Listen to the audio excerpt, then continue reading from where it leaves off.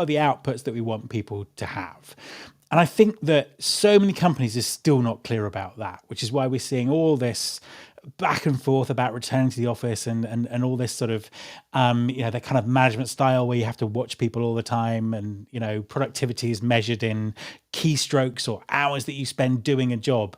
And I think that we need to get to a point where we're judging people on what productivity that really matters. What outputs are they putting out? It doesn't matter how much time they spend doing it. It's like, are we getting the performance that we want from them? And I think then that kind of takes away the issue to a certain extent, because people can work from anywhere to do that, and we're sort of seeing that in a lot of organizations at the moment. I think you make a great point about tax and work permits and things like that. And I know that's been an issue for, quite a few companies, that they've had employees who are kind of sort of digital nomads, or who are being paid in a country that they're not living in, and they're kind of some quite severe sort of corporate governance and tax implications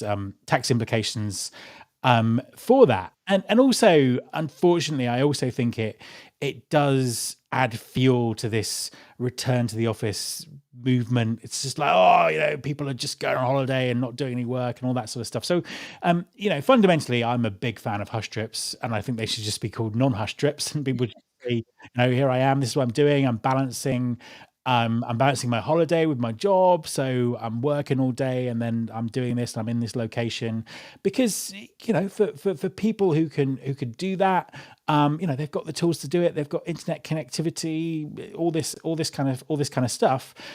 But I do think that companies need to really think about, what is it that this person does for my organization? What are we actually judging them on?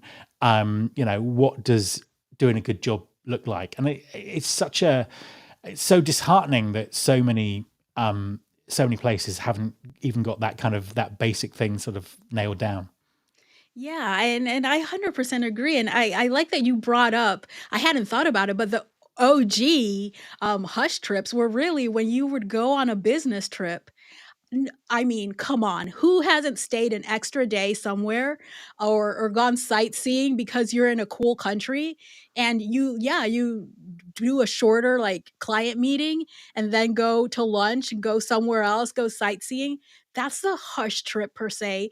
Why no If no one cared at that point, that is 100% acceptable, because I've done those trips with my actual manager going with me on sightseeing things in the middle of the workday, just right after lunch, let's go here for a while. So if that wasn't a problem back then, Yeah. why is it when a remote worker does it? Again, it goes back to trust and really the culture that you're trying to build at your company. I think people have to understand that one of the main draws of remote work for a lot of people is the flexibility. So if you're going to be promoting, yeah, we have flexibility, we have remote work, we have things like this, you shouldn't be worried about things like hush trips.